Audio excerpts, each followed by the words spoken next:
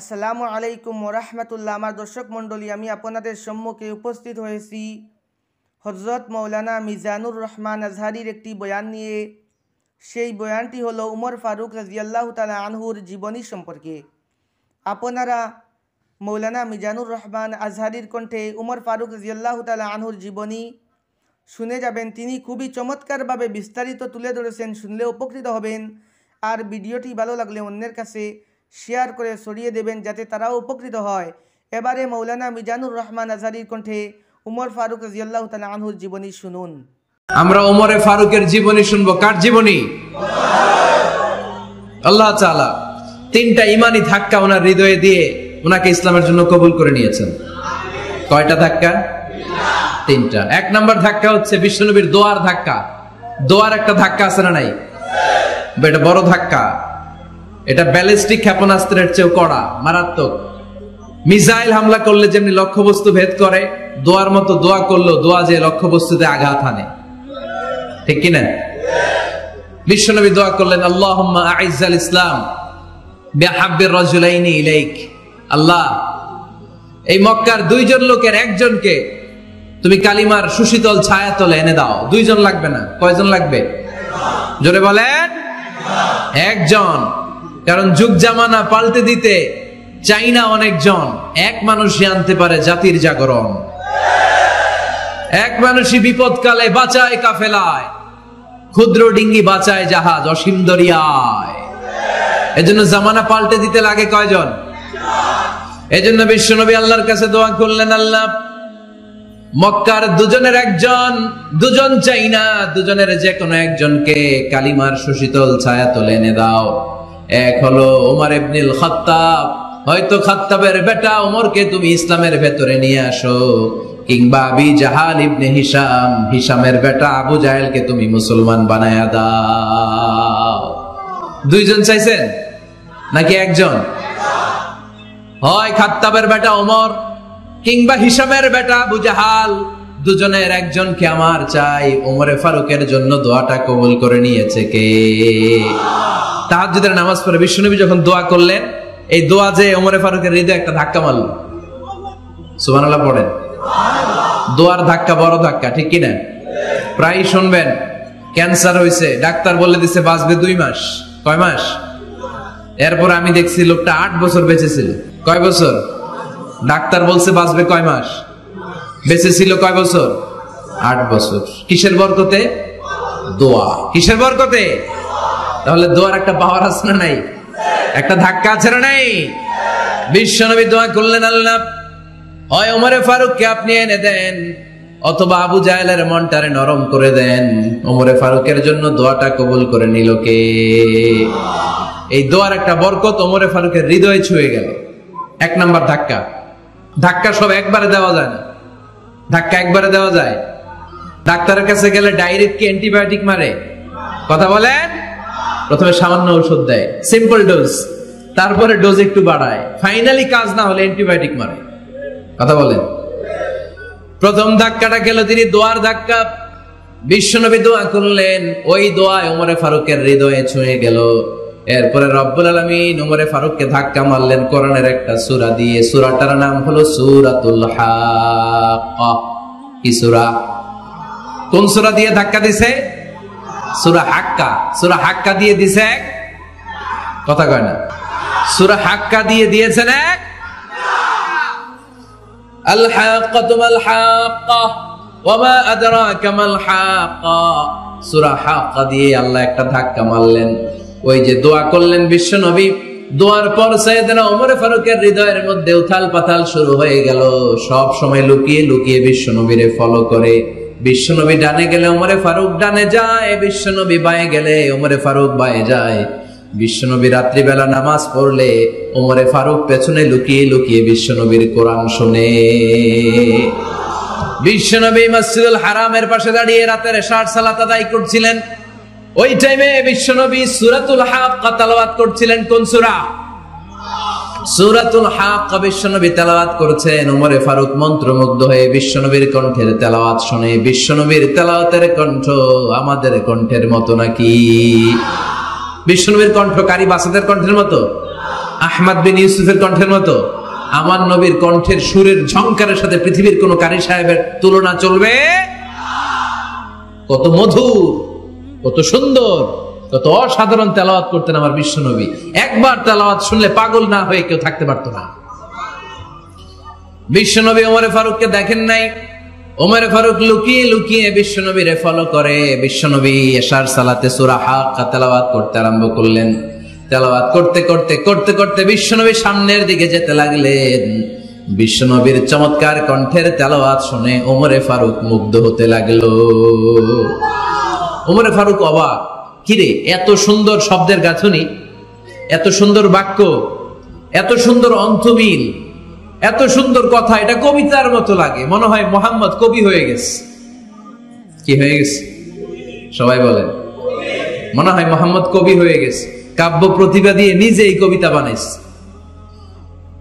ওমরে ফারুক যখন মনে মনে ভাবলেন এগুলো মনে হয় মোহাম্মদ কবিতা পড়ে, মোহাম্মদ মনে হয় কবি হয়ে গিয়েছে। ইন দা মিন টাইম বিশ্বনবী তেলাওয়াত করছিলেন সূরা হাক্কা থেকে, ওয়ামা হুয়া বিকাউলি শাইরিন কলিলাম মা তুমিনুন। এই আয়াতের অর্থ হলো এটা কোনো কবির বানানো কবিতা নয়, তোমরা অল্প সংখ্যক লোকই এই কোরআনের উপরে ঈমান আনো।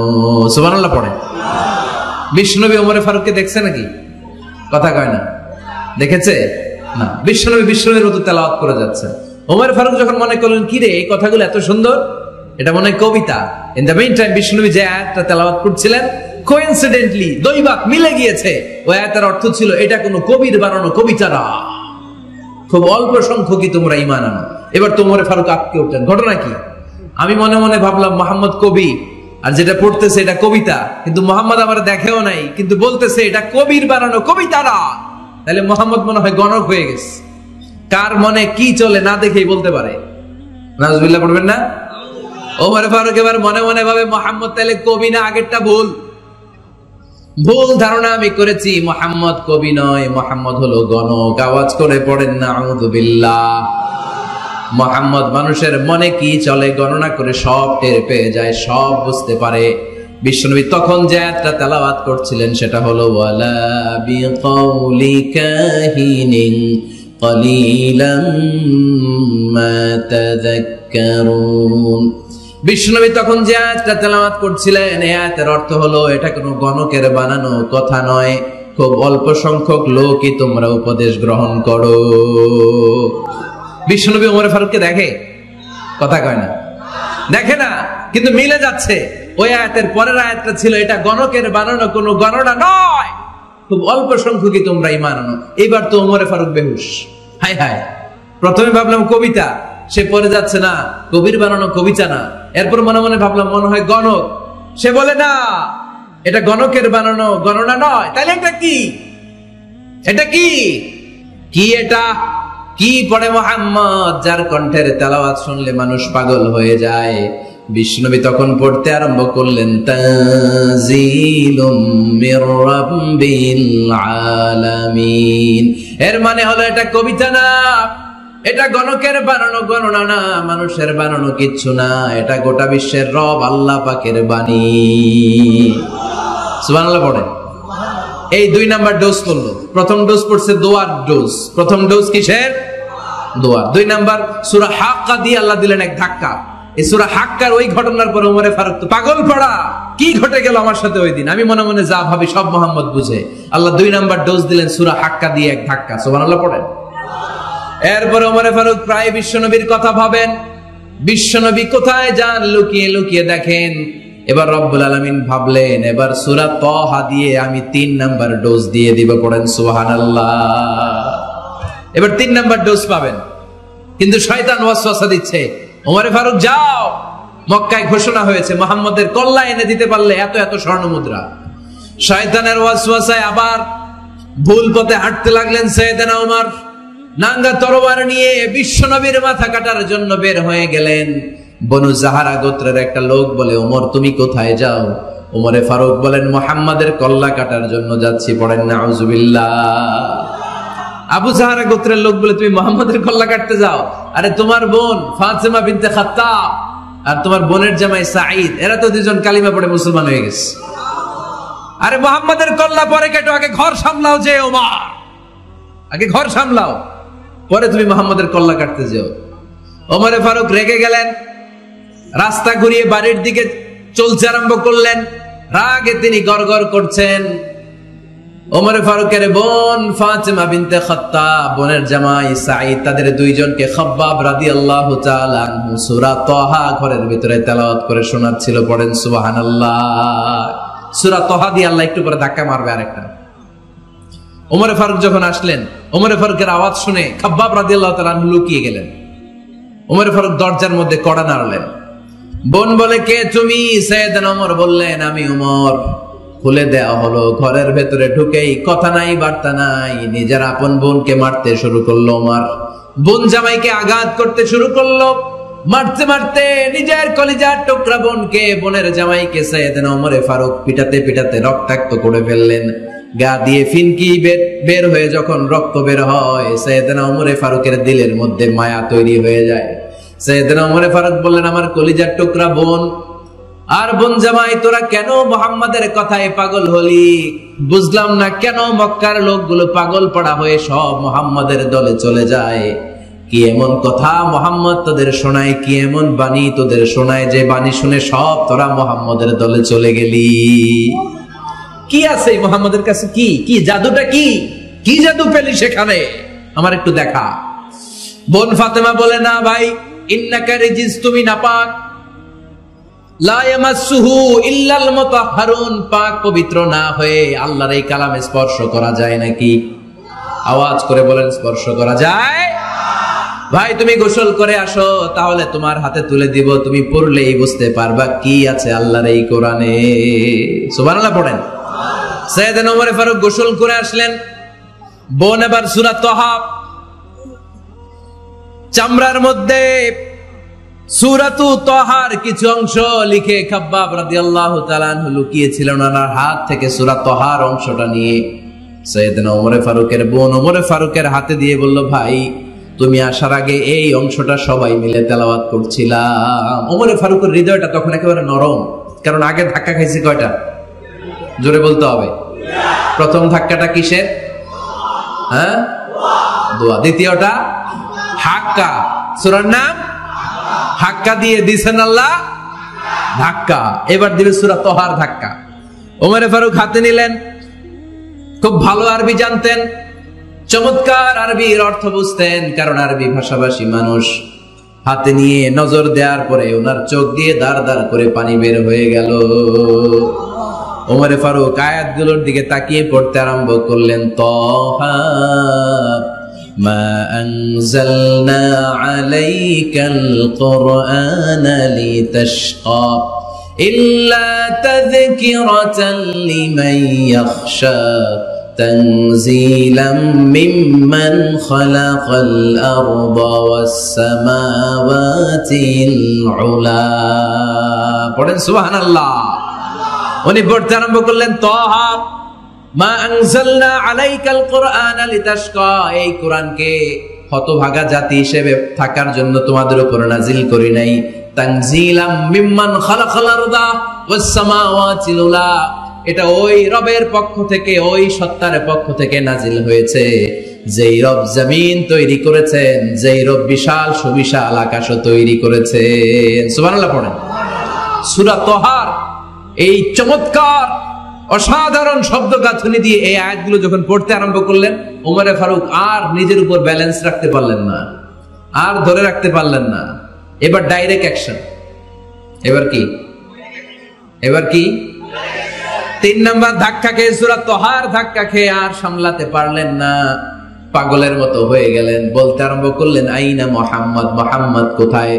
সাইয়েদনা খাব্বাব বললেন, বিশ্বনবী সাফা পাহাড়ের পাদদেশে দারুল আরকাম ইবনে আবিল আরকামের ঘরে বসে বসে লুকিয়ে লুকিয়ে কোরআনের দাওয়াত দিচ্ছে। ওমর, তুমি যদি মুহাম্মদ সাল্লাল্লাহু আলাইহি ওয়াসাল্লামের দেখা পেতে চাও, তাড়াতাড়ি দারুল আরকামের ঘরের দিকে ছুটে যাও। ওমর ফারুক তলোয়ার নিয়ে ছুটলেন, পাগলের মতো ছুটলেন, আর ধৈর্য ধারণ করতে পারেন না। বিশ্বনবীর নূরানী চেহারাটা একবার দেখার জন্য পাগলের মতো ছুটতে আরম্ভ করলেন। ওমরে ফারুককে দারুল আরকামের কাছে আসতে দেখে বিশ্বনবীর চাচা হামজা ইবনে আব্দুল মুত্তালিব এসে বলে, নবী তাড়াতাড়ি দারুল আরকামের ঘর থেকে আপনি পালিয়ে অন্য কোথাও চলে যান, ওই যে ওমর ইবনে খাত্তাব নাঙ্গা তলোয়ার নিয়ে আপনার উপর আক্রমণ করার জন্য ছুটে আসছে গো নবী। বিশ্বনবী বললেন, ও আমার সাহাবারা, ও আমার চাচা হামজা, সবাই আপনারা সরে যান, ওমর রে আসতে দেন, ওমর রে বাধা দিয়েন না। কারণ কিছুদিন আগে তাহাজ্জুদের নামাজ পড়ে আমি আল্লাহর কাছে একটা বিশেষ দোয়া করেছি, আমার মন বলছে ওই দোয়াটা আল্লাহ কবুল করতে শুরু করেছে। ওমর ফারুক চলে আসলেন, এসে কোনো কথা নাই, চিৎকার দিয়ে বললেন, আশহাদু আল্লা ইলাহা ইল্লাল্লাহ ওয়া আশহাদু আন্না মুহাম্মাদান আবদুহু ওয়া রাসূলুহু। আমি সাক্ষ্য দিলাম আল্লাহ এক, অদ্বিতীয়, আল্লাহ ছাড়া কোনো ইলাহা নাই, নিশ্চয় আপনি মুহাম্মদ আল্লাহর বান্দা এবং রাসূল। সুবহানাল্লাহ পড়েন। এই কালমা শাহাদাতের ভেতরে আল্লাহর কথা, আমার নবীর কথা ঢুকিয়ে দিয়েছে কে? ঝিনুকের ভেতর লুকিয়ে থাকে যেমন মতি, ঝিনুকের ভেতর লুকিয়ে থাকে যেমন মতি, কালমা শাহাদাতে আছে আল্লাহর জ্যোতি, কালমা শাহাদাতে আছে আল্লাহর জ্যোতি। পড়েন, ঝিনুকের ভেতর লুকিয়ে থাকে যেমন মতি, ঝিনুকের ভেতর লুকিয়ে থাকে যেমন মতি, কালমা শাহাদাতে আছে আল্লাহর জ্যোতি, কালমা শাহাদাতে আছে আল্লাহর জ্যোতি। পড়েন আল্লাহু আকবার। ওই শাহাদাতের জ্যোতি সাইয়েদনা ওমর ফারুকের হৃদয়টারে উজালা করে দিল। দুনিয়ার সব ভয়কে পেছনে ফেলে এক আল্লাহর ভয়কে অন্তরে ধারণ করে আওয়াজ করে বললেন, আশহাদু আল্লা ইলাহা ইল্লাল্লাহু ওয়াহদাহু লা শারীকা লাহু ওয়া আশহাদু আন্না মুহাম্মাদান আবদুহু ওয়া রাসূলুহু। পড়েন সুবহানাল্লাহ। তিনটা ধাক্কা। কয়টা? সবাই বলতে হবে কয়টা? প্রথম ধাক্কাটা দোয়া, দ্বিতীয় ধাক্কা হাক্কা, তৃতীয় ধাক্কা সূরা তাহা। তিনটা ধাক্কার মাধ্যমে সাইয়েদনা ওমর ফারুককে মুসলমানদের লিডার বানায় দিল কে? ওমর ফারুক কালিমা পড়ে মুসলমান হয়ে গেছে। নও মুসলিম সাহাবাদের মধ্যে আনন্দের বন্যা বয়ে গেল। বিশ্বনবী খুশি হয়ে গেলেন, আল্লাহ শুকরিয়া করলেন, আল্লাহ তুমি আমার দোয়া ফিরিয়ে দাও নাই, আমি বলেছি দুজনের একজনকে চাই, তুমি ওমর ফারুককে দান করেছো। পড়েন আলহামদুলিল্লাহ। এবার ওমর ফারুক বিশ্বনবীর প্রশ্ন করলেন, নবী আলাসনা আলাল হক, আমি প্রশ্ন করি উত্তর দেন, আমরা কি সত্যের উপর নাই? বিশ্বনবী বললেন, বালা ওমর, আমরা এই সত্যের উপরে আছি, আমাদের কোরআন কি সত্য নয়? বিশ্বনবী বললেন, কোরআনও সত্য। আমাদের রব আল্লাহ কি সত্য নন? বিশ্বনবী বললেন, সত্য। ওমর ফারুক বললেন, তাহলে ফিমাল ইখতিফা, তাহলে লুকিয়ে লুকিয়ে আর গোপনে দাওয়াতি কাজ কেন? আপনি সত্য নবী, কোরআন সত্য কিতাব, আমার রব আল্লাহ সত্য, আর আমি ওমর কালিমা পড়ে মুসলমান হয়ে গিয়েছি, তাহলে ফিমাল ইখতিফা, আর লুকিয়ে লুকিয়ে কোরআনের দাওয়াত দিবেন কেন? বের হন, মক্কার শহরের মাঝখানে চলে আসেন, চিৎকার করে আমরা আল্লাহর নামের ঘোষণা দেব। বিশ্বনবী বললেন, না ওমর,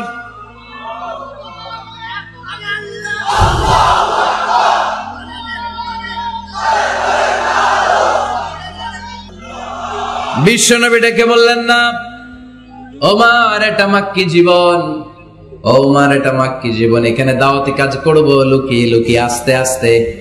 আল্লাহ যখন আমাদেরকে বিজয়ী করে দিবেন তখন আমরা প্রকাশ্যে দাওয়াত দিলে কোনো সমস্যা নাই। সাইয়েদনা ওমর ফারুক বলেন, না ও নবী, আমার উপর ছেড়ে দেন, আমি দেখব আপনি আমারে শুধু মক্কার জমিনে একটা মিছিল দেওয়ার অনুমতি দেন। কিসের অনুমতি? আল্লাহর নামের তাকবীর দেওয়ার অনুমতি দেন। বিশ্বনবী বললেন, ঠিক আছে, সাবধানে তাকবীর দিও। ওমর ফারুক তাকবীর দেওয়ার জন্য লোক খুঁজতে আরম্ভ করলেন। মুসলিম 11 জন সাহাবাকে খুঁজে পেলেন। কয়জন? ওমর ফারুক বললেন 11 জনই চলবে। 11 জনকে 2 লাইন করলেন। কয় লাইন? পিছনে 6 জন, সামনে 5 জন। পিছনের লাইনের নেতা বানিয়ে দিলেন বিশ্বনবীর চাচা হামজা ইবনে আব্দুল মুত্তালিবকে। প্রথম লাইনের 5 জনের নেতৃত্ব দিতে আরম্ভ করলেন সাইয়েদনা ওমর ফারুক নিজেই। 2 লাইন তাকবীর দিতে জানলে বেশি মানুষ লাগে না, 10 জন দিয়ে গোটা বিশ্বটারে কাঁপিয়ে দেয়া যায়। 11 জন 11 জন 6 আর 5 ওমর ফারুক সামনে দাঁড়ালেন। ওমর ফারুক সামনে দাঁড়িয়ে এবার আল্লাহর নামের স্লোগান দিবেন। ওমর ফারুক বলেন, আমরা খুব লম্বা চূড়া স্লোগান দিব না, খুব ছোট্ট, দারুল আরকামের ঘর থেকে কাবা ঘর পর্যন্ত, বাইতুল্লাহ পর্যন্ত এতটুকু জায়গা আমরা তাকবীর দিতে দিতে সামনের দিকে এগোবো, পৃথিবীর কোনো শক্তি আমাদেরকে থামায় দিতে পারবে না। ওমর ফারুক তখন এক বাক্যের একটা ভাষণ দিলেন। কয় বাক্যের? ওমর ফারুক সামনে দাঁড়িয়ে বললেন, মান আরাদা আন তাসকুলা উম্মু ইয়াতামা ওয়ালাদু তারমিলা যাওজাতুহু ফালিয়াসুদ্দানি। কে আছো? মান আরাদা আন তাসকুলা উম্মু, কে আছো মায়ের বুক খালি করতে চাও? ইয়াতামা ওয়ালাদু, কে আছো বাচ্চাগুলারে, সন্তানগুলারে ইতিম বানাতে চাও? তারমিলা যাওজাতুহু, কার এত বড় বুকের পাটা আছে দেখি, কে আছো স্ত্রীকে বিধবা বানাতে চাও? বুকের পাটা থাকলে আমি উমরে থামাও, যদি সাহস থাকে আমি উমরের মিছিল থামাও। ওমর ফারুক শুরু করলেন, আল্লাহু আকবার, আল্লাহু আকবার, আল্লাহু আকবার। স্লোগান দিতে দিতে সাইয়েদনা ওমর ফারুক কাবার গিলাফ যে স্পর্শ করলেন, ওমর ফারুকের এই স্লোগান কেউ থামাতে পারে নাই। কিয়ামত পর্যন্ত এই আল্লাহর নামের স্লোগান কেউ থামাতে পারবে না। চিল্লায় বলো ঠিক কিনা?